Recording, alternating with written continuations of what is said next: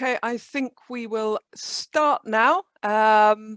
I think a few more people will be joining us as we start the day, but I know on Zoom we need to finish on time, and we've got a packed hour and a half ahead of us today. So another welcome to you all. You are all probably experts at this stage on this webinar format. So I'm afraid, well, you can all see us, the panelists and speakers today. Unfortunately, we can't see you, but can I encourage you to put any comments in the chat box? And if you've got any questions, I'm asking that you put that in the Q&A box. And for that, please keep your questions short so that we can actually read them and answer them at the same time, and put your name and organization in there. Okay, so comments, use the chat, and for questions, as our panelists are speaking, please use the Q&A function. Also, just to say, this is being recorded, so you get to see, you get sent a copy after today.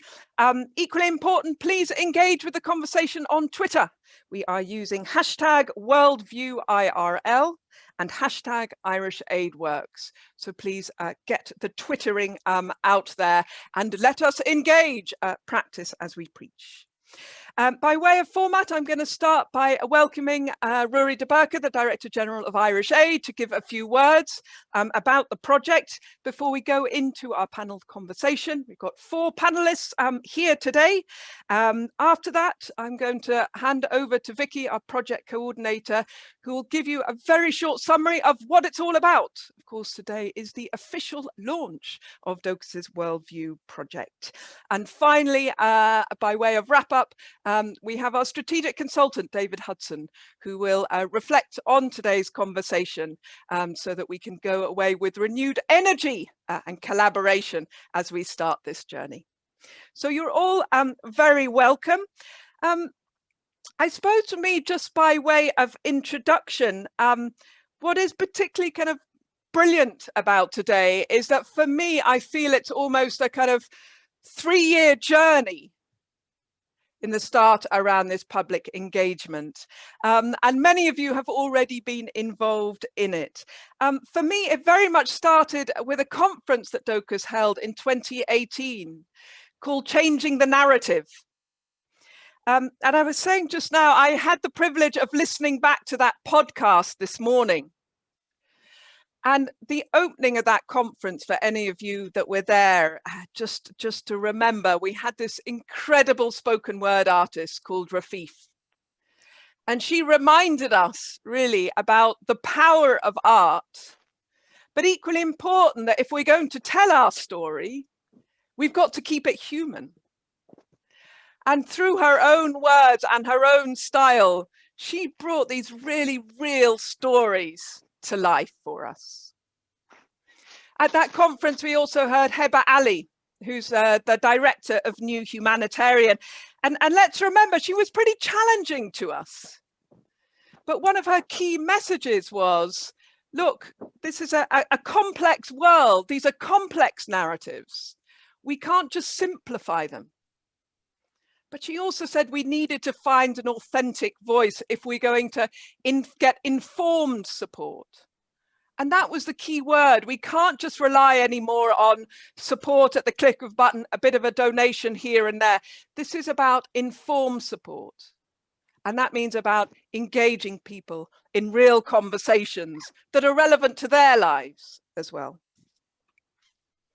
Now, I hope you'll notice that I've been on the call for about 30 seconds and I haven't mentioned the word COVID, but I better do that now. Because, of course, I think today is about getting a little bit of sense. Well, what has COVID changed for us? How's it going? What do we need to do a little bit differently? Sorry there, Seamus, you'll need to mute that, yeah. And I think you'll hear today from our panelists, you know, what their sense is around COVID. But I suppose for me, and not just around public engagement, if there's one thing COVID is doing and saying to us, it is saying there's some urgency now. We really need to accelerate this conversation, but by also grasping the opportunities that it's presented for us. And I hope today we can explore some of those. So let us get started. And first, look, just to thank Irish Aid.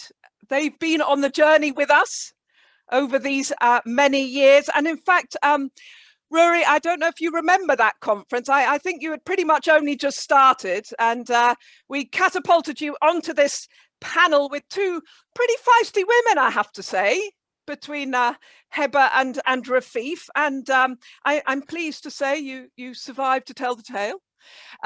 In fact, more than that, we very much appreciate your support and Irish Aid support in getting this project up and running. So let me turn to you now, if that's okay, for a few welcome remarks. Thank you. No.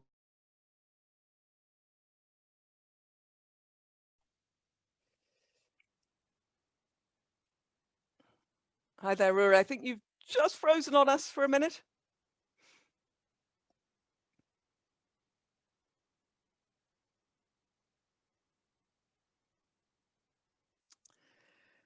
Okay, there we go. That's COVID for you. So we will see if Ruairi can come back to us. I'll give him a minute or two, and if he doesn't, if it's okay with you, we will probably need to go straight on to the panel conversation, and we can bring Ruairi in later after that, if that's okay.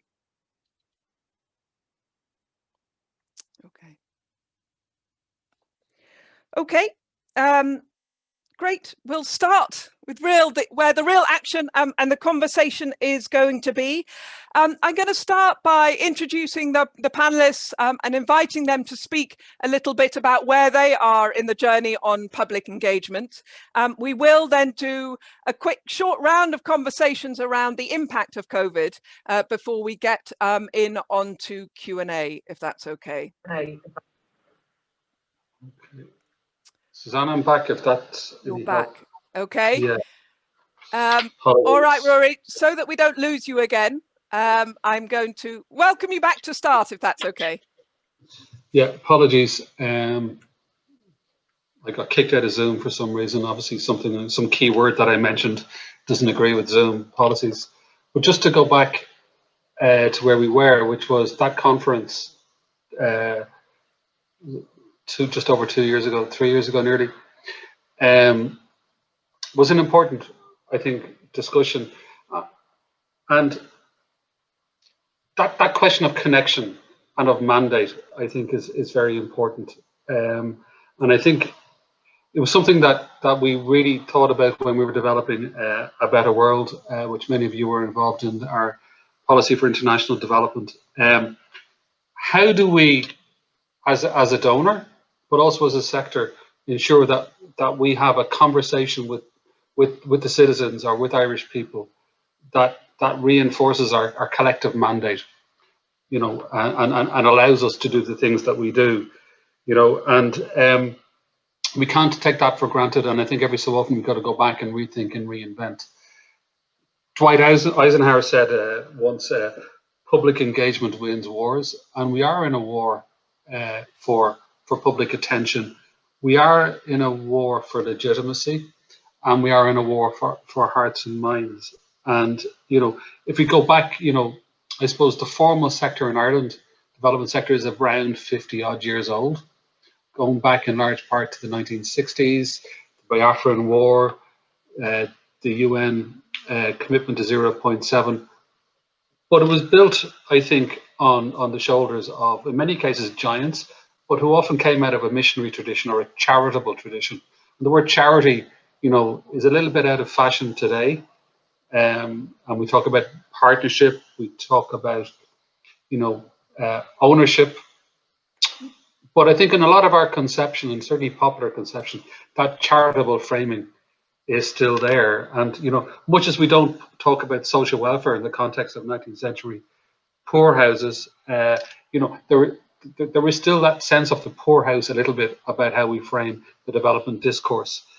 And I think we do need to really think that through and unpack that in terms of how we resonate with people. So the uncle or the aunt that was a missionary abroad is a big part of many Irish people's family story.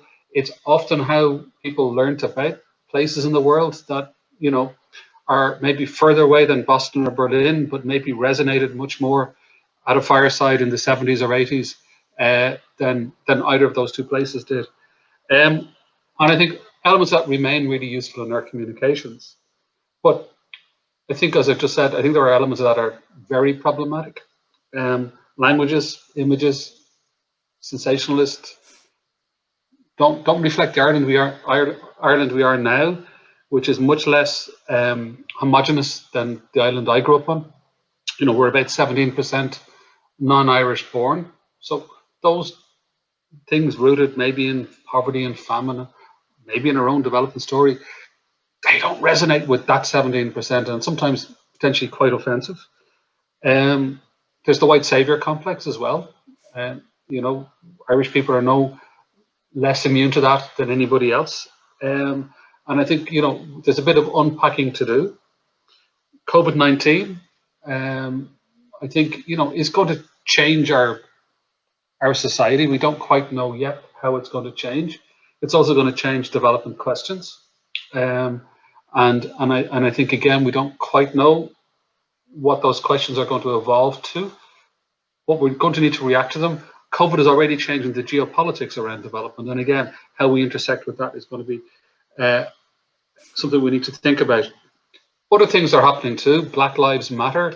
It's a great point of intersection, maybe with some people.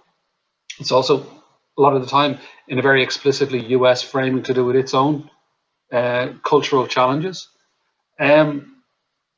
We've seen, a rise in sort of anti-maskers, anti-vaxxers resonating or mutating into sort of into a nationalism, anti-migrant piece, and we can tell from the bottom of our Twitter feeds that cohort doesn't accept the legitimacy of the values that we say as a foreign ministry underpin our development program, and we can't take it for granted that other people will over time share those values unless we do what Eisenhower asked us to do, which is to engage to win the war.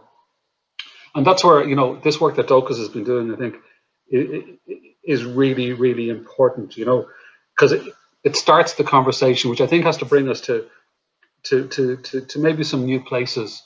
We're going to have to challenge ourselves, I think, are we too cozy? We have to think about how we connect with people. I think we have to think about security. I think the next decade, security, how secure we feel in ourselves, our security at home, and how that connects with how secure people are abroad is going to be much more part of a developmental discourse than it has been traditionally. Maybe we've put that part of the discussion into the rights bag. Unfortunately, sometimes the rights discussion is now a left-right discussion rather than something universally accepted. So I think we have to go back and think through some of those things and question our assumptions so that we can go back and engage really, really effectively with our citizens. And what are our working theologies? And I think we need to think through that. So I'm committed in my job to do what I can, working across government departments and with Dóchas and others, to really see how we can really work to connect as best as we can with people. We can't have a cup of tea with everybody in Ireland, but let's find out the people who have a cup of tea with enough people and connect with them so we can get a conversation around development at every dining table in Ireland. And we know we can't get it in pubs, we know we can't get it in restaurants, at least for the next 6 weeks. So let's find ways to jump through that particular hoop. We also have to listen. Communication isn't just about telling. And I think, that's really important. And I think, we have to be open to criticisms, and respond. And in that, hopefully we get real public ownership of what's our shared endeavor. And I think that brings us to the thing that, that the purpose of today's discussion, which is, to have a discussion in these themes, but in the context of launching the Worldview project. because I think that will really help us have that understanding of where people are. You know, I mean, we have broad support for official overseas development. It's not that deep. You know, we're now in the second shock in a decade to sort of people's sense of their own financial worth and their future. You know, it will make people more selfish. So we do need to come back and understand, you know, what shapes people's views about development, what gives them reassurance that we're working hard in something that they have a stakeholding in, and how are their attitudes and views likely to move over the medium term, and how we can help shape them to move to the place that we want them to move to. And that's not to be, you know, too Machiavellian about it, but I think all of us here understand the importance of development, and how ultimately development abroad is good for us at home. And it's a question of finding ways to express that connect. So look, I'm really looking forward to hearing what Kate, Richard, EIlish and Niall have to contribute. And I'm really looking forward to the conversation today, which, as we do develop this worldview project, I think will be the first of many important discussions. So with that, I'll stop and hand back to you, and apologies again for the interruption at the beginning.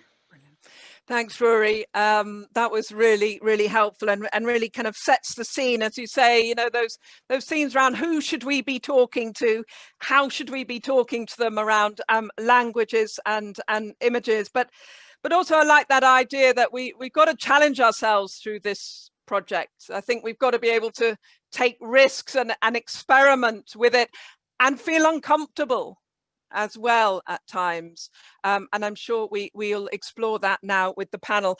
Before I do that though, we're also going to need to improvise. So this is officially the launch of the project. So normally in good Dóchas tradition we would have a ribbon, and I don't really have a ribbon today, but I've got, can you see a piece of paper that says ribbon? And I've got some scissors here. I'm just going to hand you the scissors there, Ruairi. Okay, hand over. Yeah, brilliant, brilliant. That was seamless. And now if you'd cut the ribbon.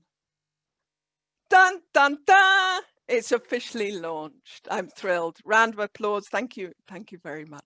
Okay. Now onto the serious matter, and welcome again to our four panelists, who, as I say, I'm going to just go through one by one, introduce them each time to give and ask them to give them a sense of where they come into this picture, if you like, this story around public engagement. So first, a very warm welcome to Kate Davies. You're the Senior Programme Officer in Global Policy and Advocacy with the Bill and Melinda Gates Foundation. More importantly, I understand Kate has been on a plane today. Wow. How does that feel like? I'm in awe. I'm in awe.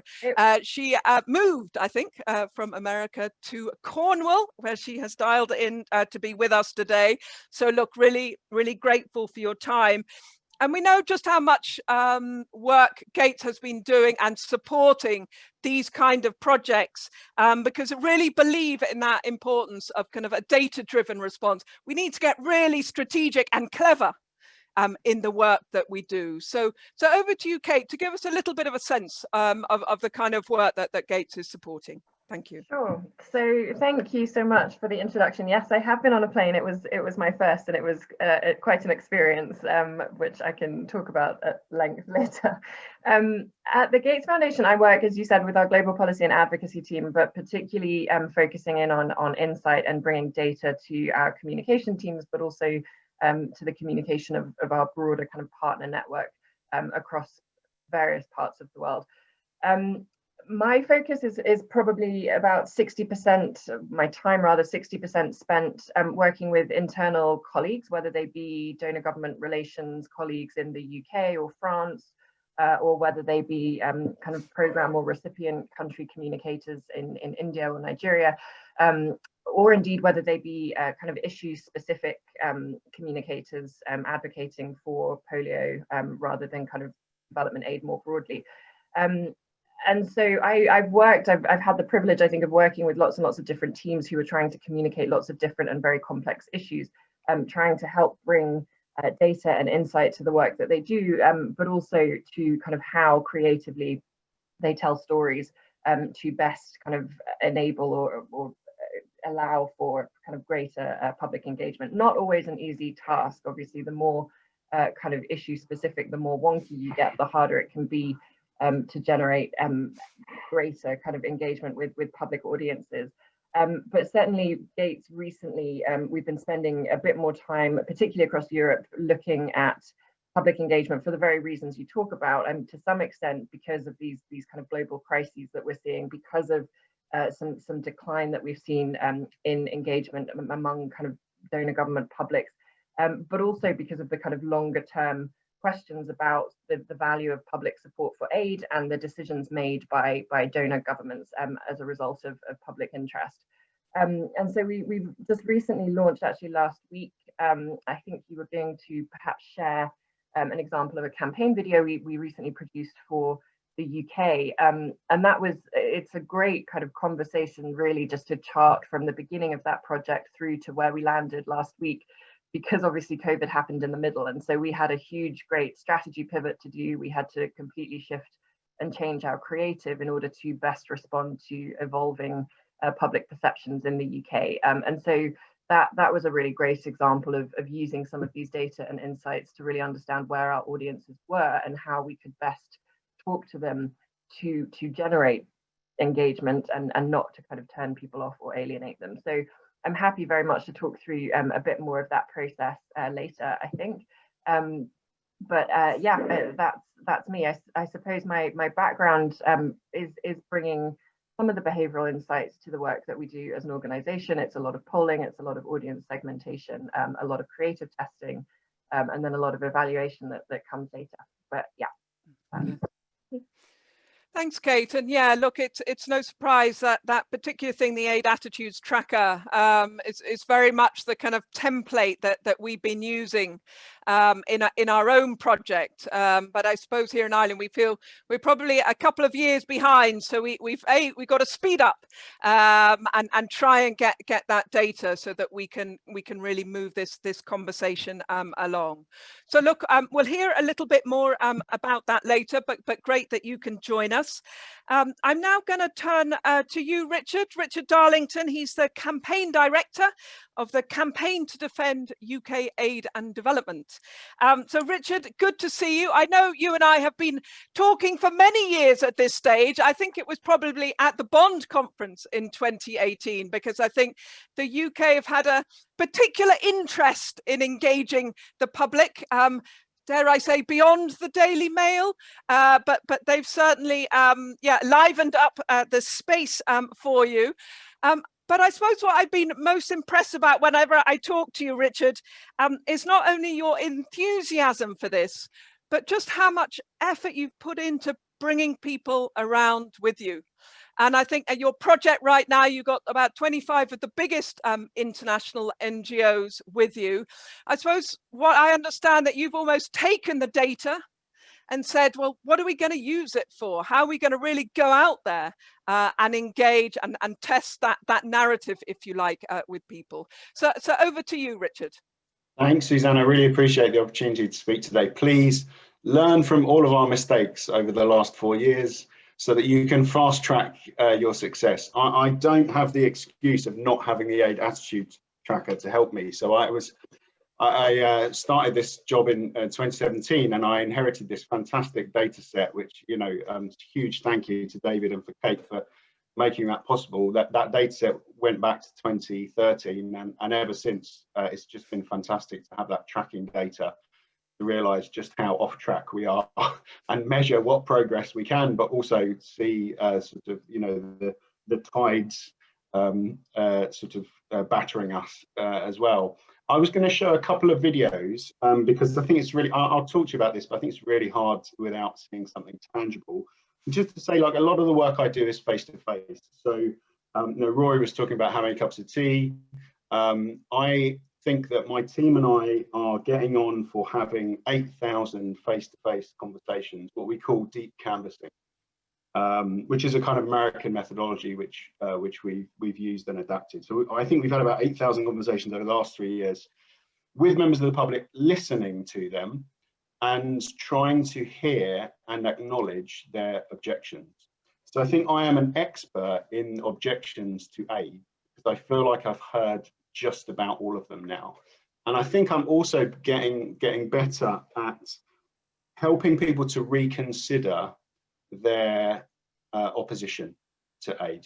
And another time we talk about how you do that face to face. It's very time consuming, obviously, as Ruairi pointed to. So today I wanted to talk about how you do that kind of mass industrial scale. And my best friend is a thing called Facebook, which is an incredible tool for targeting communications to people. I think as we've seen around the globe, and various political motivations. Please trust that my motivations are good. Facebook as a tool, when used for good, is an incredibly powerful tool because it has so much data that it gives you about the conversation that you're having with the public. It measures the reactions, and it also helps you get your message to an audience, but it allows you to micro-target as well. So you can do it at mass, at scale, and you can do it very targeted. So I think we are getting on for having tested about 30 different Facebook videos now over the last few years, and having data on about 4 million video views. And we have that in particularly targeted areas of England, which is where our political problems are in the UK at the moment. So I think you're going to see two videos. So I'm not sure which order you're going to see them in. So apologies for like the contrast here, but know that I've tested 30 different videos all along this kind of different scales. And there's many more sort of matrices than just, you know, up and down or left and right. But I'm just going to show you two at the opposite ends of a particular scale, and then talk to you about what I think we can learn from it.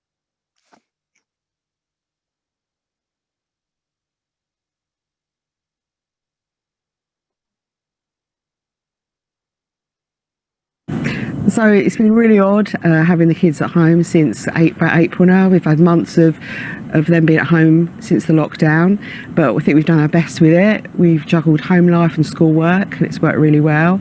But I think now's the time for them to go back. So I'm just going to enjoy the last couple of weeks of the holiday with them, and then we'll all be relieved to get back to school and back to normal. I'm an NHS worker, so I've directly seen the effects of COVID over the last few months. We've been working under enormous pressure. It's been a difficult time, but it's also been really good to see everyone coming together and the positivity actually that's come out of it all. As tough as it's been here, I'm still really happy that the UK are helping those around the world, those that need it most, particularly at this time. They need as much help as they can get. This is something I really want to instill in my children. It's really important that they appreciate that, and we can all help each other as much as we can.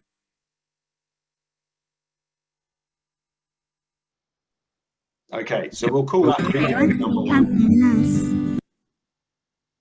Call that video number one, that's Debbie, and now you're going to see video number two.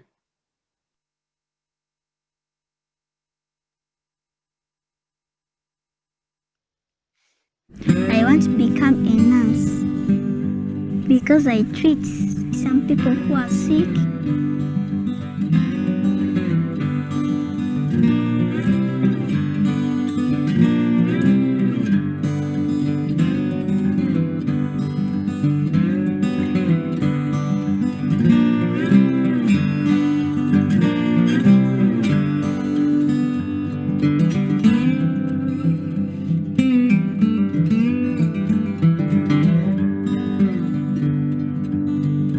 School because they teach us English. We learn how to read. We learn how to write good handwriting. I'm happy to be in class.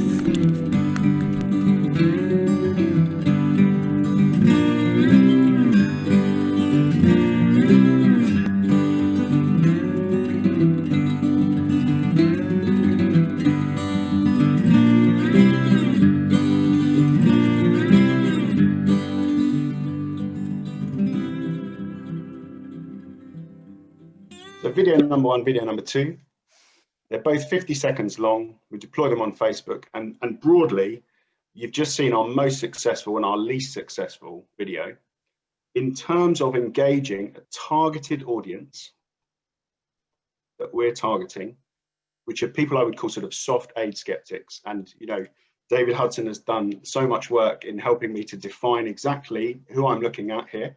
This is not people who are off the scale as opposed to aid, but nor are they people like me who are already convinced. We're looking for this, this kind of adjacent audience of soft skeptics who think the aid budget should be cut a bit and are not being engaged regularly by our NGOs or any of our sort of regular communications.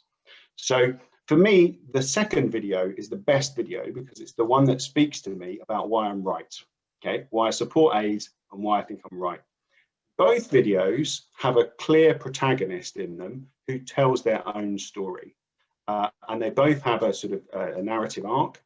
The first video, Debbie, however, is by far and away the most successful video, not just compared to that one, but compared to all the videos that we've tested. And be aware of the narrative arc. She never tells you where she lives. I'll let you into a secret. She's from Stevenage, okay? But now Stevenage is a town that looks like a lot of towns, right? It has a localness which feels somewhat generic. And in Facebook, it connects with where people are. The other thing about our target audience, and again, hat tip to David for the demographics on this, you know, over 50s women are actually the sort of target demographic in small towns in England, where we feel we can prompt reconsideration and grow the size of the number of people in the UK who support UK aid. So that's who we're targeting. And it turns out that if you're a 50-year-old woman who lives in a small town like Newport Pagnell or Stevenage, it's much easier to identify with someone like you from a perspective of the target audience than it is to sort of journey to a place called South Sudan. For most people in the UK, the vast majority, that is a country you will never go to, and here you're hearing from someone the likes of which you'll never meet. So you know other 9-year-old children, but the experience that Venetia is talking about is literally from a different world. And that doesn't mean that people don't have the capacity to empathize with that, but if you can close the empathy gap when you're meeting aid skeptics, it helps them to get into a place where they can reconsider their skepticism. The other thing about that video is it starts with where people are with COVID and charity begins at home. I have to say, in the years before this, before COVID, charity begins at home was the dominant frame in the UK after 10 years of austerity. So that sense of charity begins at home and people's locality is where we're meeting them, but then we're moving them over the course of 45 seconds to a place where they can reconsider that if they care about people in their local community, if they care about that, then they can stretch the bounds of their compassion beyond their nearest and dearest, beyond their locality. Sometimes I've heard people say you can't really be a global citizen until you're a local citizen. That to be a citizen of everywhere, you have to first be a citizen of somewhere. And that sense actually of citizenship and community, I think, has been strengthened recently. And maybe later on we talk a little bit about how COVID can be an opportunity in that regard. Brilliant, Richard. Thank you very much for that. I know this virtual world, it feels like we're speaking into a black hole, but there are a lot of people listening in. So on the chat, give me, which one are you going to go for? Video 1 or video 2? Let's see how many 50 plus something women is it? Oh God, that'll be me. Right. Let's get skeptics, Suzanne. Oh, okay, that's all right. I'm all right then. I'm all right. Okay. Everyone on this call will be a believer, so I imagine it will really resonate with the second video. But if you don't agree, that's a really hard video to engage with. Okay, guys, be honest. Your honest view of those videos. Let's see the scores on the doors. But Richard, look, thanks very much for that. I knew when I met you in 2018 we have a lot to learn. We need to speed up here, so great to have you with us, and we'll keep the conversation going. Oh, and before I forget, for a longer version, a little bit of what Richard said, you did do a brilliant speech, I think, at a conference in Norway. We'll put that link on the chat and share, in fact, all the links from today with you after this call. But do have a look at it, because it goes into more detail of some of those themes you began to explore with us there in those few minutes. So thanks for that. I'm now going to turn over to you, EIlish Dillion, if that's okay. Very well known to all of us, most of us, as we move more towards the Irish context now, if that's okay. So EIlish is the head of the Department of International Development at Maynooth. But more importantly for us in Dóchas, I think you were the originator of, certainly the inspirer of, the Dóchas Code of Conduct on messages and images. So right from the start, I think this was back in 2009, you were already onto it, weren't you, in terms of how we use our language, our images, that stereotypes matter. And I think I can safely say you've been challenging us all the way through. So I hope you will do that again today. So over to you, EIlish, to give us a sense of where do you think we've come to as a sector in terms of that development narrative? Thanks. Great, thanks a million, Suzanne. Believe it or not, 1994, I think it goes back to a COVId campaign I was involved in when I was only a child. No, I'm only joking. So yeah, this whole, I suppose from my point of view, I found listening to all the speakers so far very interesting. From my point of view, I suppose my interest has for a long time been on how we represent development. And I say we in the very broad sense of international NGOs, organizations through education in development studies indeed. And when I say represent, I mean the kinds of images and messages that we use and their effects. And increasingly, lots of research has been done on stereotyping and its negative effects, on the framings that we use. And most of us who are hooked into this Zoom call today are very familiar with all of that. And in the last year or so, as you know, Suzanne, I've embarked on some new research. Irish Research Council and Foreign Affairs funded research on communications and communications basically for public engagement. And so over the last number of months, I've started to think more deeply beyond the criticism. I still think it's very important that we ask ourselves really critical questions about the effects of the ways in which those narratives are told, the images that are used, that are still being used. And we'll talk a little bit later about COVID. But I think we also need to think beyond and more deeply than that. And so I've started to kind of reflect more deeply on the different forms of communication that are used and I suppose, what underpins those different forms of communication. So from my point of view, I suppose very briefly just for today and just to start us off from my point of view, I've started to think about communication in 4 different ways, but they're overlapping, of course, and different layers of communication. So often we see communication as that one-way thing. It's like we communicate about different issues, development issues, and about what we do. Or we communicate sometimes a little bit more deeply. We provide information we're looking for support. We want to move kind of people to give aid, to support us in some ways, or organizations can do this. Another little bit layered deeper than that is kind of communication for understanding. And that's often where communication tries to involve people as members, if you like, or co-creators of change. And then at a more deep level again, I think you have communication, which is about kind of critical learning and education. And it's not like setting up marketing or advertising or information communications against or apart from education. In fact, all of these are different forms of communication.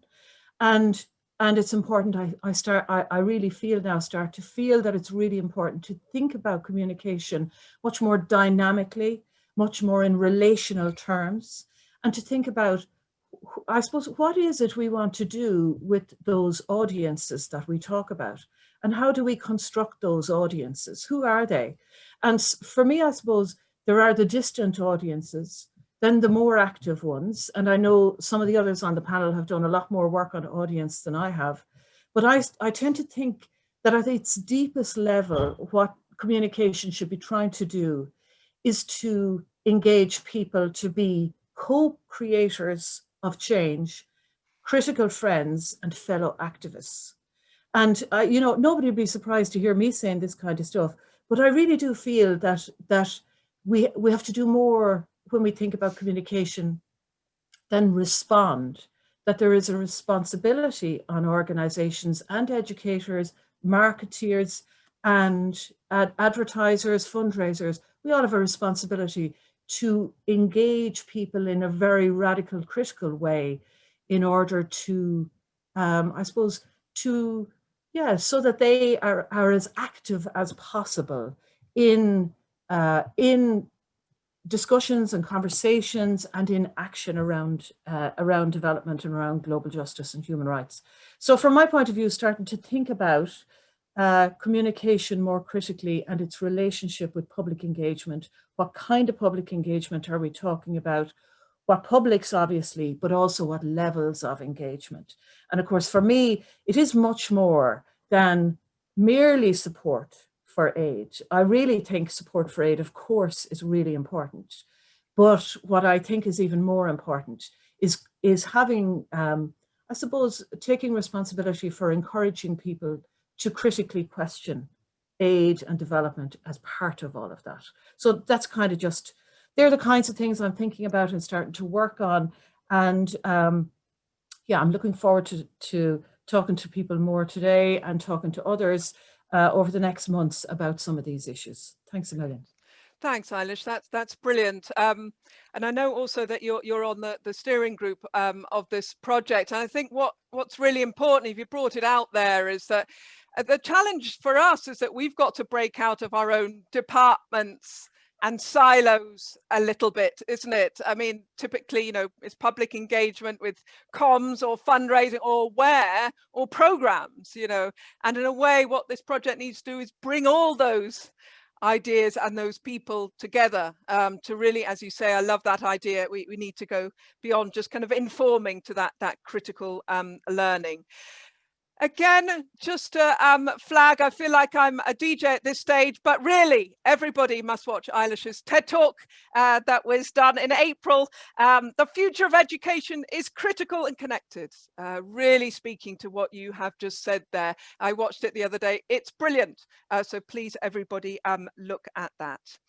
Last but not least, and I know we are relatively short on time, but Niall, Cowley, you're from We the People. You're our practitioner, fresh from the front line, should I say, because of course you were very involved in our Global Solidarity, our ODA video.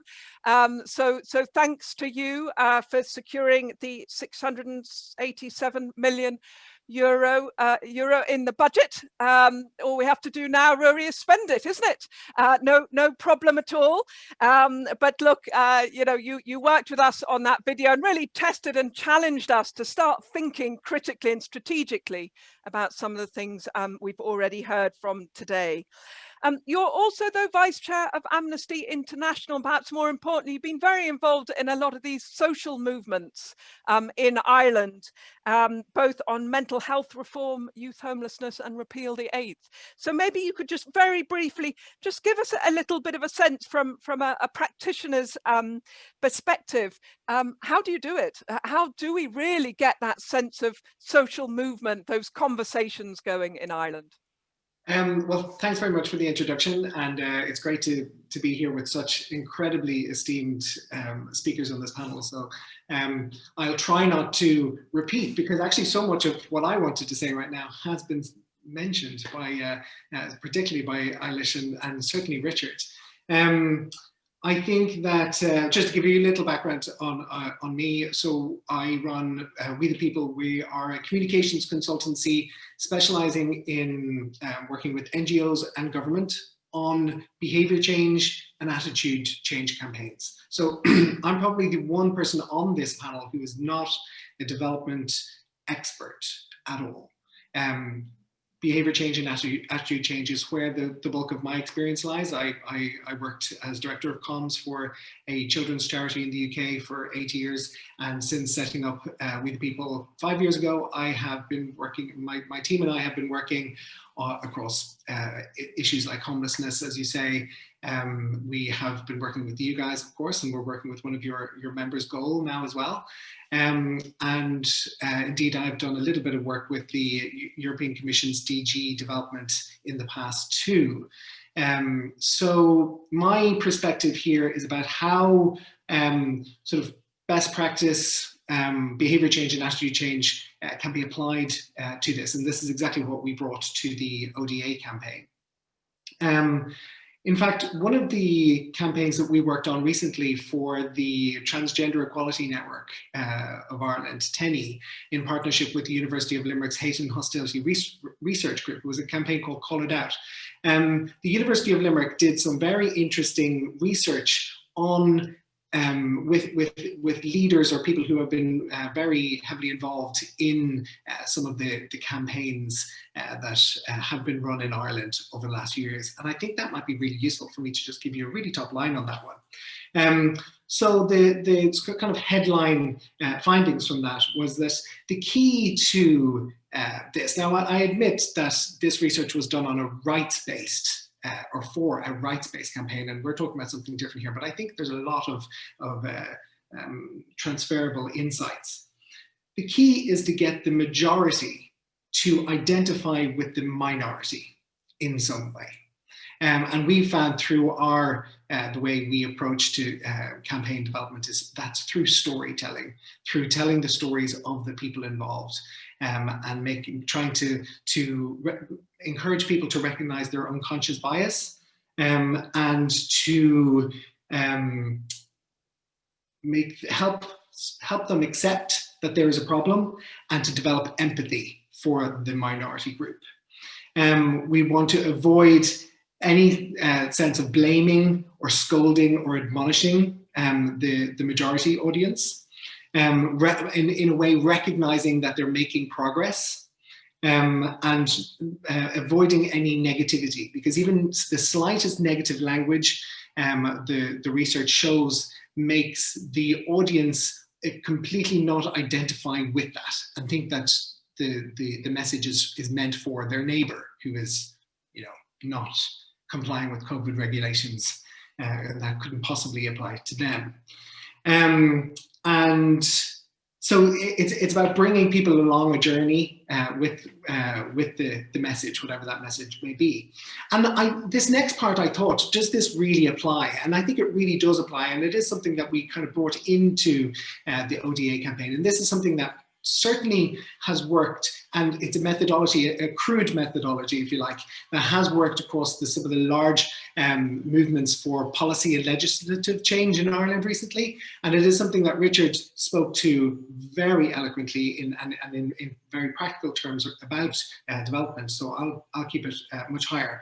And that is about knowing the audience and being able to segment that audience into at least three categories. And those categories should be the supporters of the idea. So in this case, it's support of international aid. The other end of that spectrum is the hard no's, the people that you will never get on side, so it's not even worth trying. And then where the fight is for the movable middle, or as Richard called them, the soft skeptics, which I quite liked. So the fight or the war that we spoke about right at the beginning is for those people. So all messages and communications should ultimately see them as an end goal. But, and this is really important, and this is something that we brought in with Amnesty International and certainly with the Call It Out campaign, don't totally forget about the two ends, because they're actually extremely useful tools. For the supporters, don't just consider that they're on side and that's great. Convert them further into advocates for the campaigns, into distributors of the messages. Give them a tote bag, give them badges to wear, get them to go out and canvass. It's a different message, though that audience of strong supporters are really valuable to converting that middle. And equally with the hard no's, again, you're never going to get them on side to reach, to convince the middle, or to agree with our way of thinking. But what we want to avoid doing is giving them an incentive to broadcast their no and to convince some of the movable middle to join their sort of skepticism, if you like. So it's about making it as difficult as possible for them to do that, or making it as unpalatable as possible for them to do that. And I think that's, again, insights learned from rights-based campaigning, but I think still very relevant to the work that you are doing. And that's it. Thanks for that. Seeing you've come in there with kind of very, very kind of practical ideas. Come on, tell me which one was yours, video 1 or video 2? Which one did you go with? In terms of which do you think would have been most impactful here in Ireland? Well, I thought it would be, what I would love, if you handed me that project, what I would do is run video 1 across Facebook, and everyone who engaged with that would then, we would retarget with video 2, because we already know that they're interested in that message. So I think— Oh, there you go. Ask a simple question, and what do you get? I thought you were going to merge the two at some stage, but anyway, I'll let you off. Okay, guys, we do have to move swiftly on, and forgive us to participants. We did bill this as public engagement in the time of COVID, so I better get quickly to that question because we are short on time. I'm going to first go back to you, Kate, and then to you, Richard. If you could give us a sense, you know, since the pandemic, from where you're sitting in public engagement, what has changed? What do we really need to think about a little bit more differently, or not? And or what do you think, if there was one opportunity that we should really grab hold of now, what would it be? Okay, so maybe to you, Kate, if you don't mind. Sure. Well, I think the first thing I would say about the COVID experience from a public engagement standpoint is that it was both a challenge and an opportunity. And I think a lot of people would probably agree with this, that the challenge was that publics were suddenly uniquely focused on domestic health, especially when you're working for an international development organization or global health organization. This recognition that publics are becoming potentially more insular when we've already been tracking some of that sentiment over time. And so the challenge really in connecting with audiences at this time of very real national crisis is obviously a tricky one. The opportunity in many ways was that it was the first time that in many countries that publics experienced firsthand what it felt like not to have access to basic needs such as, you know, healthcare. You know, we stopped going to work, we stopped going to school, all of these kind of second order effects that development interventions try to help kind of promote are the things that publics tend not to recognize so well. And I think for us, we had been talking for some time about trying to distinguish what publics understood about aid versus development. So, you know, aid, humanitarian crises, kind of mopping up residue, doing these very, very good things to help people, versus development, which we knew from a sustainability standpoint, publics tended to support things like education, health interventions, but that actually when you tried to talk to publics about development, recognizing the second order effects of some of those primary interventions is a bit challenging. And so we've been talking for some time about trying to communicate that a bit better, trying to kind of not advocate, not persuade, but to kind of explain development, that you know, even vaccinating children allows that child to go to school, but it also allows their mother to go to work or their father to go to work, or these other kind of second order effects. And so for us, we were trying to think through how we could potentially use this opportunity to kind of make the case for development a bit more broadly. But then what we found a lot from the polling really was that it was never going to be a good time. That's the other thing about engaging with publics in the time of COVID, is that it needs to be relevant and it needs to be resonant and it needs to connect even more than ever to my experience as a member of the public here today, because you don't want to be irresponsible. You don't want to be seen to be capitalizing from a moment of crisis in order to make essentially what many people consider political goals. And so where we landed with some of our communication around this kind of, you know, the global health conversation in the UK was really that we wanted to ground our communication in that domestic experience, ground it in COVID, ground it in this very real kind of recognition and value that publics were feeling towards their health workers and their key workers, and to really generate pride in that, and pride, and kind of nudging that pride towards pride that these people in Britain do for other countries elsewhere. And I think a couple of people have nodded to some of the things that we were very cognizant of throughout, you know, that kind of white savior complex, you know, various other things that we wanted to make sure weren't in there. But really the balance of how you communicate to publics at a time like this is really tricky, and indeed whether you communicate at all. And I think what we definitely found from our polling was that you can't really communicate an issue that isn't first centered in the COVID experience for the time being. And then it kind of gently takes people to slightly adjacent places, but not completely different places. And so we have many of our communication have paused on things like polio, on things like malaria, and then we'll resume those at some point later. Gender equality, we're doing some communication on at the moment. Even that is a bit of a challenge at the moment, because it seemed to be capitalizing, I think, a bit on this moment.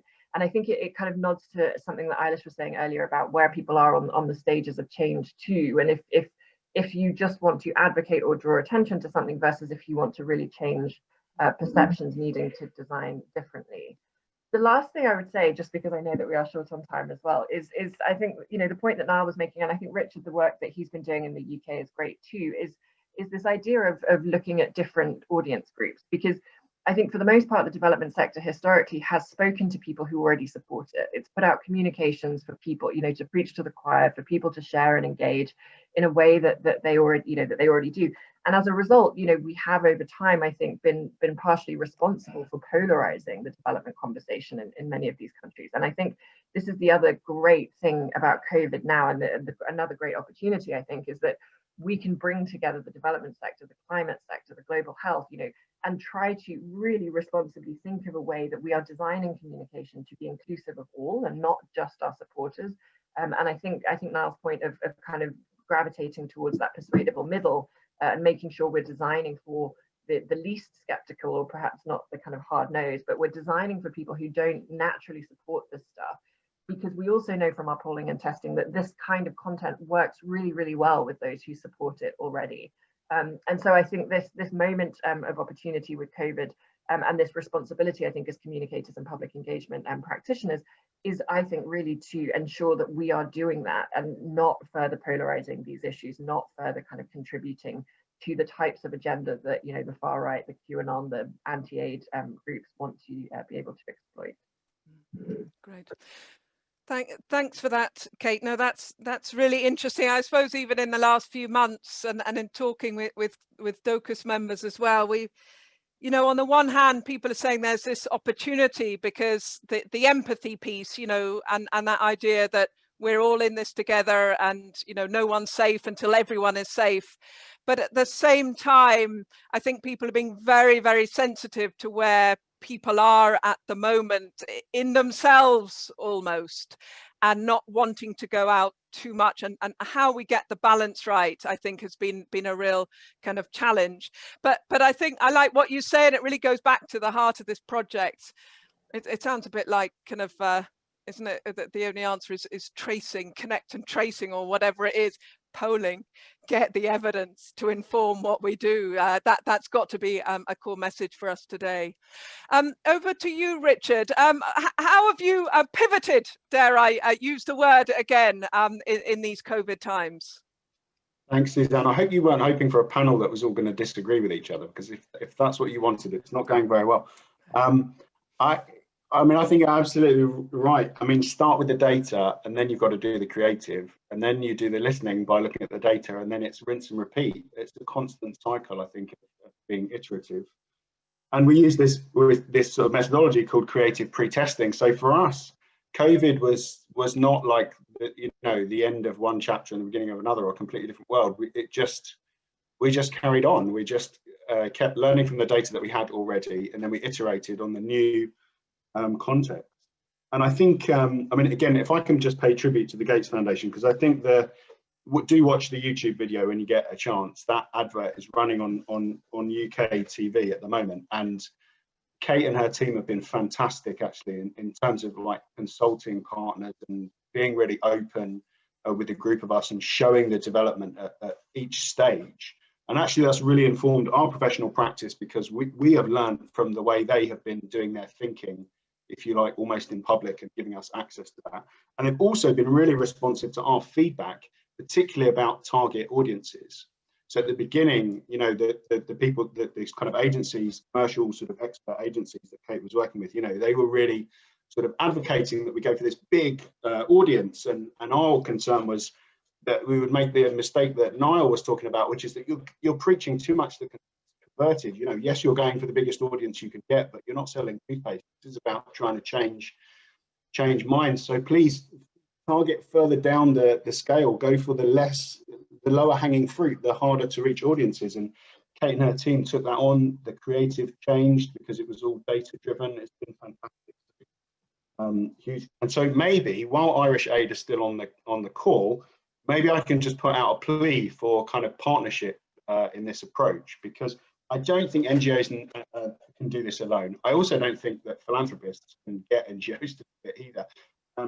I actually think like what you need here is a social partnership approach where we all realize that this is a task that none of us can achieve on our own, and really we need a partnership. And when I went to Norway and spoke to NORAD, I mean, I was just absolutely blown away at the way NORAD work hand in glove with civil society on what they see as a real collective endeavour. And I'm afraid to tell you that despite what you may have heard about the British government, particularly recently, they have not really got that kind of approach. So we do not really have much of a partner in the UK government right now, where it comes to kind of multilateralism or thinking big or social partnership or anything like that. So I would, you know, urge Irish Aid to take advantage of the partnership that you can with civil society while they are open to this, and before, before they run out of money, or before they run out of patience, or before they, politically turn on you or whatever, because I'm afraid that the relationships in the UK are not great for that right now. On COVID, I mean, I don't think that much has changed, but I wrote a blog at the beginning of lockdown where we did sort of 10 tips. And although I wrote it with a colleague, and we did it literally in the first couple of weeks when we were stuck in our house because we didn't really have anything else to do apart from look after our children. And this turned into a 3,500 word blog with 30 different links. So it connects to all the data that we were aware of back in March. And there's been some new stuff, but this is quite a good anthology. We had 10 tips. I'll just give you 3, but we'll share the link. I mean, I think the key thing about COVID is that people have had a universal but not uniform experience. So I saw someone on Twitter saying, we're all in the same storm, but we're not in the same boat. Another analogy. I think another tip is to talk about independence and not interest. So although I totally take Rory's point at the beginning that he said, we're in a war. There was an awful lot of war talk at the beginning of the pandemic. And I made this case, we called the blog, this is a love story. And the opening to the blog was, forget what you've heard. This is not a war. This is not a fight. This is not a race. This is not, none of these things apply. The whole world are making sacrifices right now out of an act of love for people they've never met and are never going to meet. The whole world has done that. Different people have made different sacrifices. Different people have had to make it for a different period of time. But everyone in the world has made sacrifices for people that they have never met and will never meet. And that is something special. And that is something we should have to keep talking about, keep reminding people, because they had that experience, but it will fade as time moves on. The last thing is a tip we give to people is talk about communities, not about organizations. I think this is a problem for NGOs. We operate in a competitive market. We're trying to build brands. We're competing with one another for individual giving and fundraising, but I just can't tell you how useless those things are when it comes to this collective endeavor. We need to talk about communities. We need to meet people where they are. We have a plan to save the world. It's called the Global Goals. It's a plan for people and planet. We have got to kind of put aside our competing market-based sort of incentives and work collectively on this, because there's no other route to it. And again, I think there's tons of lessons and metaphors in the COVID context for that. And there's no furlough scheme in South Sudan. Most people had never even heard of the word furlough before the spring. Everyone has had a dose of collectivism in the developed world. Everybody is seeing what happens when you know, we're in trouble, but we can pull together. And I think that's something to build on. Thanks for that, Richard. And yeah, I feel we might run out of time, but I would love to hear more, you know, particularly kind of Kate and Ruairi, that question of partnership and how as the different communities need to bring something to this project. But I would say right from the start, and having spoken to you, Richard, back in 2018, we did make sure that Irish Aid were with us right at the very beginning of this project, which was really important. I know, Paula, if you're listening in, you're incredibly active on the steering group, so we've got a really good a platform there. But I also like what you say, Richard. Let's have a love story around this COVID business. No more war. Let's have a love story. If there's one thing we remember from today, let it be that. I'm now, though, going to turn over to you, EIlish, and just a slight different kind of questioning and moving away a little bit from the pandemic, because, of course, what also happened during this was the Black Lives Matter movement, and just the importance of that movement on our discourse, because of course it brought up the issue of power and race. How do you think you know, that has affected the work that we do, or the narrative that we have to bring to this? And I might just say here, I think there was a comment quite rightly there from Mary in the chat saying, here we all are, and disappointed that there's nobody of colour on the panel. You know, the right question. Maybe EIlish, what's your sense of it around the Black Lives Matter? Thanks a million, Suzanne. I won't repeat what others have said because of time and all of that, but I think the key thing, I saw Mary's comment, and I thoroughly agree with you there, Mary. It is about panels, but it's also about decision making. It's about who shapes the narrative, and I suppose it's about thinking about who we are, who we is, and who we are talking about. And I think some of this, of course, with Black Lives Matter, it's not just about putting another person of colour on a panel, and of course it is about that. But it is not just about that in any tokenistic kind of a way. So I think what COVID has done is give us the sense that anything is possible, and that actually change, radical change, can really happen, and really happen very quickly. Now that's the positive. Obviously there's lots of negatives as well. And radical change can happen in terms of how we organise and how we think about communications. And if we think about communications as telling stories about other people's lives, or having other people tell their story about their lives, because we see development as being about what happens out there, over there, down there, then it doesn't matter how many people you have on panels, you're still fundamentally in the same framework. So I suppose what I'm arguing, or trying to think about more deeply, is about how we see communication as much more about those deep conversations, but also how we talk about people that we work with. So these are communication in relationships where we're trying to reverse inequalities, and where we're trying to actually have relationships based on inequality, where development is not just about other people. So therefore, it's really important that you have all sorts of diversity reflected in decision-making about the messages, the images that are used, the stories that are told. And COVID tells us all this, in my view, because, as you rightly highlighted, we know that development is something that affects all of us. It's about the world. It's about global, local relations. It's not what just happens in other countries.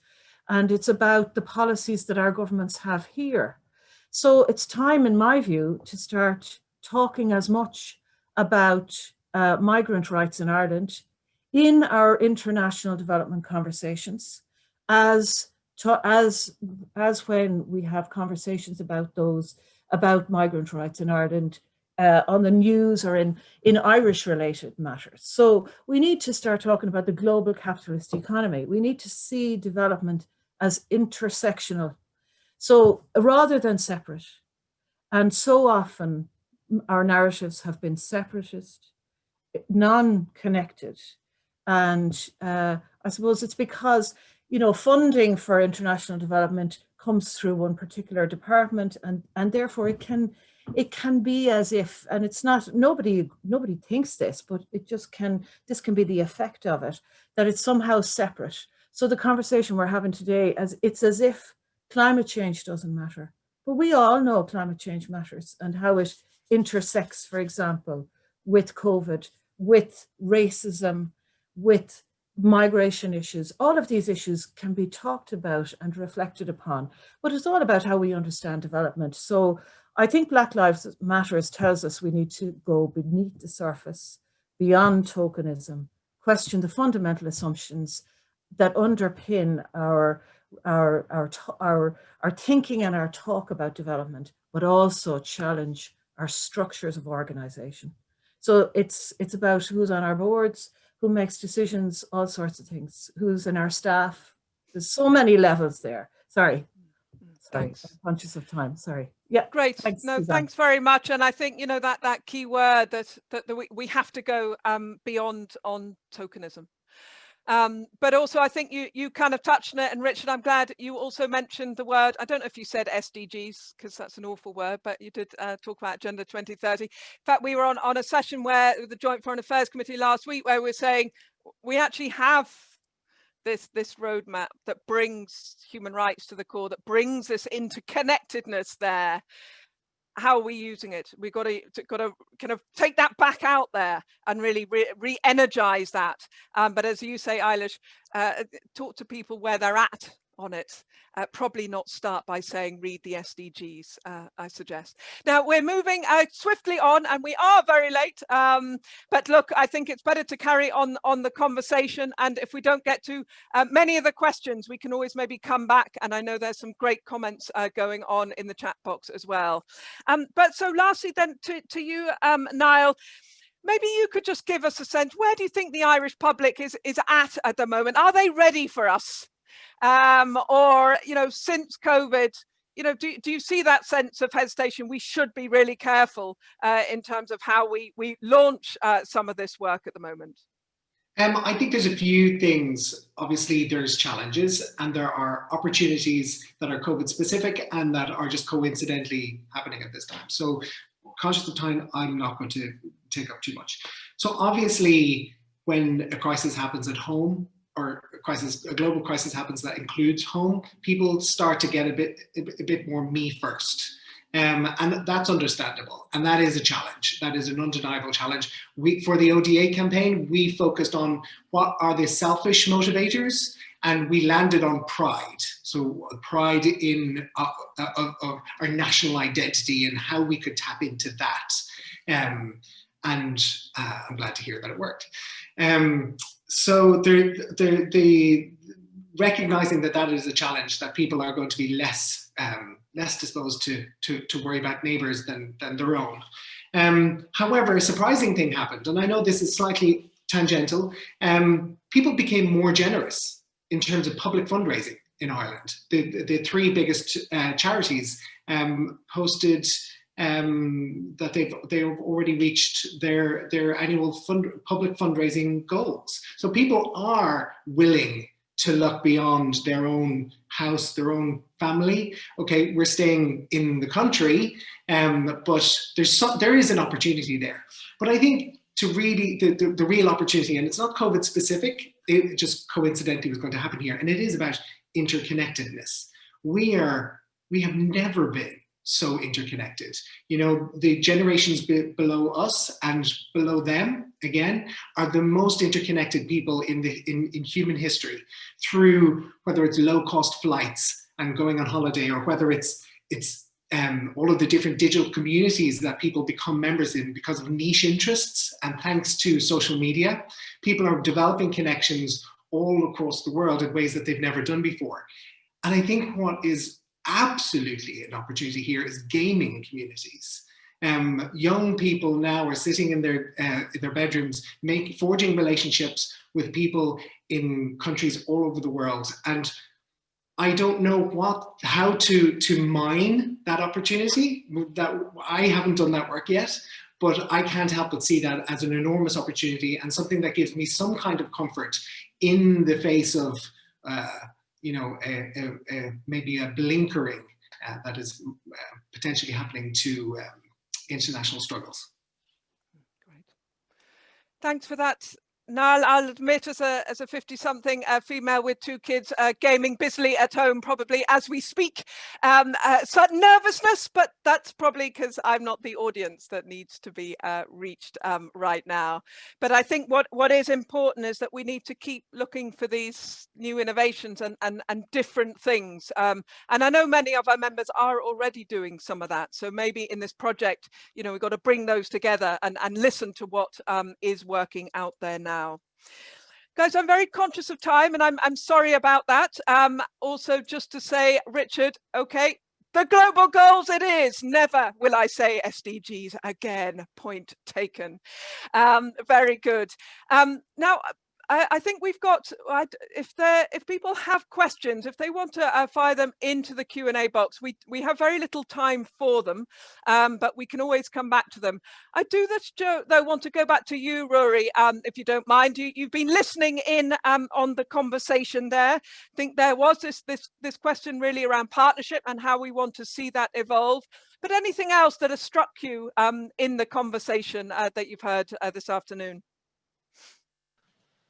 Yeah, well, let's start off with partnership. Hopefully, this is a journey we're on that's rooted in partnership between, you know, the sector and ourselves. Because, you know, I mean, my view is we lean in on each other, and collectively, you know, what's good for the sector is good for us, but what's bad for the sector is bad for us, and vice versa. You know, and I think that understanding people's attitudes to overseas development aid or official development aid is, I think, really, really important. You know, and neither of us, you know, if you want on the government side or on the non-governmental side, none of us are on that journey alone. And I think that's really important. Couple of points from that I picked up. I suppose evidence. Really, really important. What is the ground we're standing on, and how secure is it? And I think, you know, we need to keep going back and testing that. What's clear to me is whatever the evidence shows, that's the basis for building our own model. You know, and as a polity, you know, we have very different characteristics to the UK. There's things that are the same, and there are things that are different. And you know, I think there's a degree of sophistication around some of the techniques as well that we need to just be wary of, given just the amount of referendums and things like that we have. So people have a degree of literacy around messaging in this advocacy space, which is both good and bad, you know, and we have to understand what that is. I think a key question for all of us is who are we influencing? Who do we want to influence? And within that, who are our influencers? And do we want to influence everybody, or do we want to influence the influencers? And I think there's some thinking there. I suspect there's a tension between the broader support for overseas development aid and fundraising at times, you know, and that will ask some difficult questions. There may well be some tensions between perhaps some of our traditional framings of development education, which Ireland does well, and where that needs to go in the future. And particularly, how do we get beyond the people who aren't in formal education? You know, how do we reach, you know, how do we sort of bring in a lifelong learning component? I think there are some challenges too about, in terms of broader connection between kind of for want of a better phrase, the political correctness of people who agree with what we want to achieve and how we connect. You know, and I think Richard kind of pointed that out maybe a little bit in showing us the two videos. And, you know, at times I think that the process of connection is going to ask us some really hard questions about our own assumptions. And we might have to moderate to connect. And I think we have to be open for that. And the last point I would make is I think as well, a challenge, and maybe it's connected to the last point I made, is if we want to engage with people, we want them to move on a journey with us, I think we have to be careful about where that agenda ends and where advocacy agendas begin. Because advocacy isn't often with the general public, but can be. But advocacy is more often aimed at opinion formers and policymakers.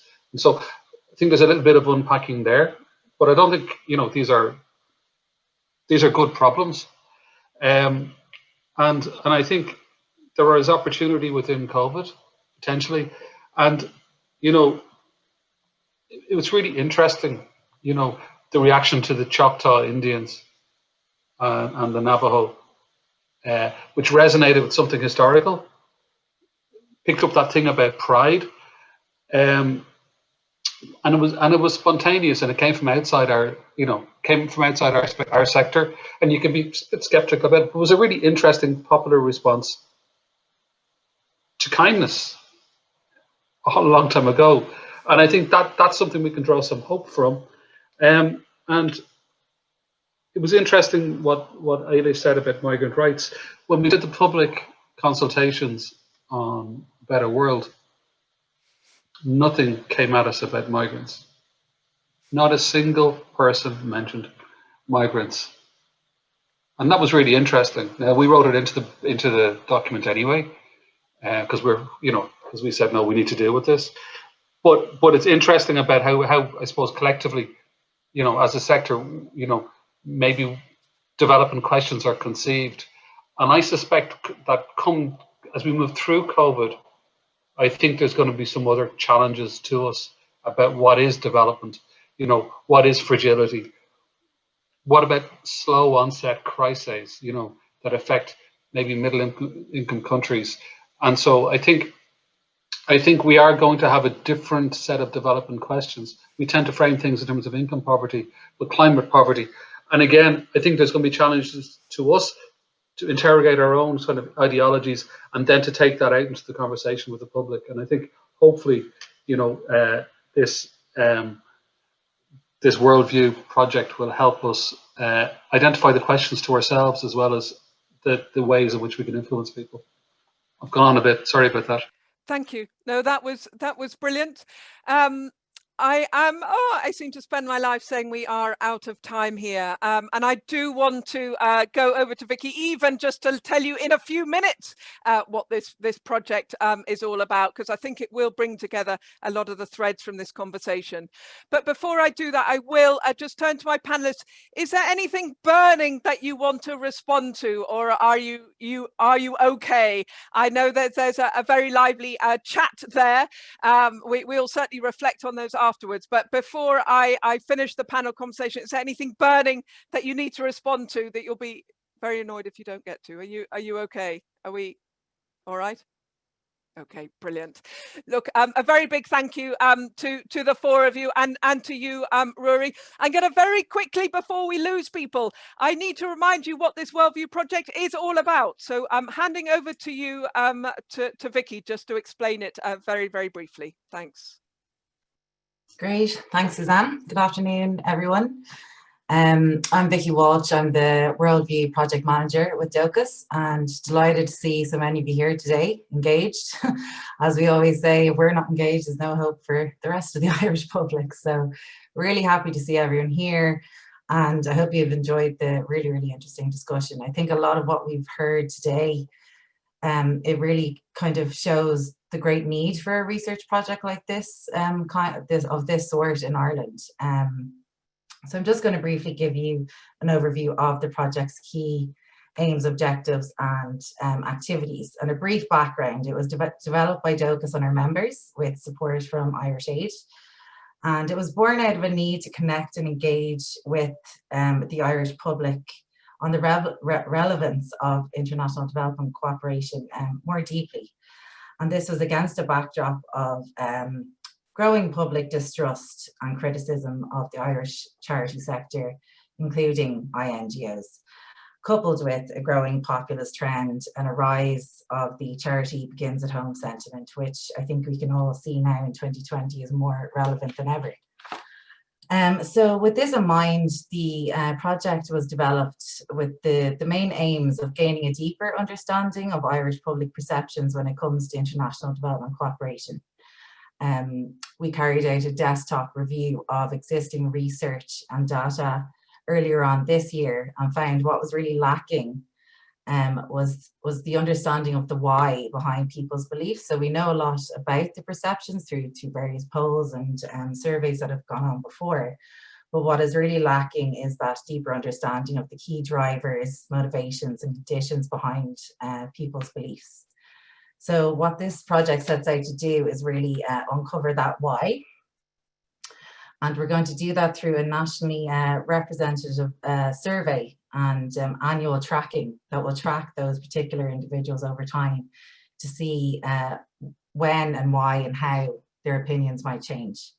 Another aim of this project is to develop a more comprehensive Irish audience segmentation. So we want to identify different segments of the Irish public. I think, as some of our panelists alluded to earlier, we really need that segmentation to understand who we're talking to, how we should talk to them, and where we can reach them. So armed with all of these insights, we'll be much better positioned as a sector to engage with the Irish public, with new and wider audiences, as well as bolstering existing support. So reminded of what Niall was saying about making our current supporters more of advocates, and then also focusing on that movable middle. So yeah, the overarching aim then with all of this is to develop a shared collective narrative as a sector around international development cooperation, which will resonate more deeply with the Irish people and cultivate an enhanced sense of Irish global citizenship. So that's kind of our dream, our vision. So how we're going to do this, if you just share the slide there, we're working as a team in Dóchas with our steering group. So our steering group have active members from across 9 of our member organisations, as well as 2 key stakeholders. So we've been working really hard with them. We really appreciate the consultative process with them. So with that now, we are finalising the research tender, the research tender process that will have our successful research partner on board by next week. And then we are also doing research design since September. We've already held 1 workshop, and we're holding a 2nd workshop on the 3rd of November. These will be run and led by David Hudson and Jennifer Hudson, our strategic advisors. So we're really, really glad to have them on board. As you'll hear from David in a moment, they are the directors of the Development Engagement Lab, and they bring a wealth of knowledge and experience from their work on the Aid Attitudes Tracker. So they're helping us to design the research. And yeah, what we'd really like and encourage is for wide attendance at this 2nd research design validation workshop. As this research is multi-annual, we want to kind of future-proof it and ensure the longevity of the projects. So if we have that, and we really value the consultation of all of our members and stakeholders. So if we have that buy-in and support in the beginning, then that will future-proof us going forward. So yes, once the research is designed, we'll go out with the field work in November and December over a number of weeks. Once the initial findings and data from that come in, that will inform a qualitative wave of focus group testing in January. And upon receiving full quantitative and qualitative analysis, we plan on testing even further through the targeted and evaluated experimental campaigns, such as the ones Richard has been talking about. So following all of this, then we'll have a wealth of a mine of findings and insights that we'll want to share with you as our members and stakeholders. So that will be done, we're planning in March and April of 2021. And that will be done through a series of dissemination events, workshops, and we hope to also develop this innovative public engagement toolkit. So that will help us to guide us in our public engagement as a sector and move towards that shared collective narrative and Irish global citizenship. So that's it for me. I'll just do the next slide there. So that's the date for the workshop that we'd love you to attend. If anybody's interested, please do get in contact with me, or if you've any questions on the project in general, you can reach out to me. I'll hand you back to Suzanne now. Brilliant, Vicky. Thank you very much for that whistle-stop tour. And as I say, Vicky's very much there if people want more information, but I hope many of you on the call already know about it. But no excuses now. It's officially launched. The ribbon is cut. So please do engage with us. I am now going to move finally to you, David, who's been waiting patiently here. As Vicky's just said, you are going to be our strategic advisor through this process. You are a professor of politics and development at the University of Birmingham and the co-director of Development Engagement Lab. You are our spy, as it were, to learn all that is good and bad, dare I say, about the Aid Attitudes Tracker. But maybe just a final word to you. You know, even from this conversation today and from what you've learned so far about the Irish context, you know, what kind of words of inspiration or advice will you be bringing to the project to really make it work well? All right, thank you, Suzanne, and thank you, everyone, especially the panel. It's been a really fascinating, fantastic discussion. I'll keep this brief. So, as Suzanne and Vicky have said, myself and Jennifer have been running the Aid Attitudes Tracker and now the Development Engagement Lab for the past 6 or 7 years. We look at the UK, we look at France, Germany, and the US. And just to say, there are some things that are incredibly similar across the different countries, and we expect there to be similarities with the Irish context as well. But there are things that are fundamentally different about the countries, and the same will be true in Ireland as well, and I'll get to that in a minute. But yeah, our role in the project is to be advisors. We're helping construct the questionnaire to make sure we don't repeat the mistakes of the past and to build on the stuff that we already know. And we've been working with the steering group already to start developing that. And we would love to have you all there at the next consultation workshop, because what we found in the other countries is not only the involvement from kind of the deep knowledge, the on-the-ground knowledge of all the organisations is critical, but also building this sense of community. And I think that's what Richard was referring to as well, that increasingly in the UK, for example, all the development organisations are sharing the same language, perspective, understanding of the problems that are the challenges that face, but also the data as well, and sharing that insights. And you know, some of the things are very confirmatory. They confirm stuff that we already knew in our guts, but there are some surprises. There are some things that push back on kind of common sense understandings, and they are really, really important. And I think developing that kind of that shared space where these conversations can be had, learning from each other, is really important. And so I think this is an incredibly exciting project and very exciting moment, I think, for the sector in Ireland. So I hope everybody gets on board right from the beginning and increasingly starts to use and draw on the data that the project will produce. Suzanne, you asked about any early insights, and I think one of the things I just wanted to say was, so a couple of the panelists discussed like these different kind of sections of the public. So the supporters, the hard-nosed, the movable middle, or the skeptics in there. That middle section is not homogenous either, right? So there's different groups of people within there. And I think that's going to be one of the key insights from the project, to try and develop a segmentation. And from what we're seeing at the moment, Irish identity is critical to this. a sense of people understanding Ireland's place in the world, and this is partly historical about Ireland's own story, very internationalist, outward-looking country, but also the changes domestically in terms of increasing diversity. So where do people stand on those issues? And that, I think, is going to be critical in how we talk to different parts of the public. And it might be slightly different stories that we tell to these different groups. And so I think that will be a really exciting finding to come out of this that will then help lead into the materials that Vicky mentioned in terms of the comms guidance and products. So I would just encourage everybody to get as involved with this as possible, help shape it, help drive it. And I'm myself and Jennifer were just very, very delighted to be part of this. So thank you for involving us. Thanks for that, David, and those useful final words. Yeah, one thing people didn't say about COVID is the experts are back, aren't they? That's what we're all being told, but really that's what this project is about.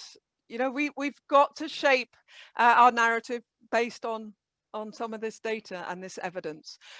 So look, I'm sorry we have run over today, but been a really good conversation. So thanks to all our panelists. I know Kate and Niall had to leave us a bit early, but grateful to you all. Thanks also genuinely to Ruairi, and we did talk there about partnership, but I genuinely believe we've got a really good starting place here. We're going to build on that. We're going to spend time to really bring everybody together on this journey so that by the end, I think what's really important here, this is really meaningful stuff. We really need to change the narrative. We need to shift the dial or shift the power, whatever it is, but something has to change. So if ever there was an urgency and a need to do that, let's commit to that and let's start now. So look, let me leave it there for now. This has been recorded. We will share it with you. For all of our participants, thank you very much. I'm sorry we didn't get to full Q&A, but I hope you enjoyed the chat. We will send more of the links. We will be sending you an evaluation and you can watch back, but please do give us feedback so that we can do more and better. And if you really want a burning question to us, join that workshop later on next month. So look, thanks very much to everybody. Have a good afternoon, the last few hours of freedom until lockdown, but we look forward to engaging with you virtually over the coming months. Thanks very much indeed.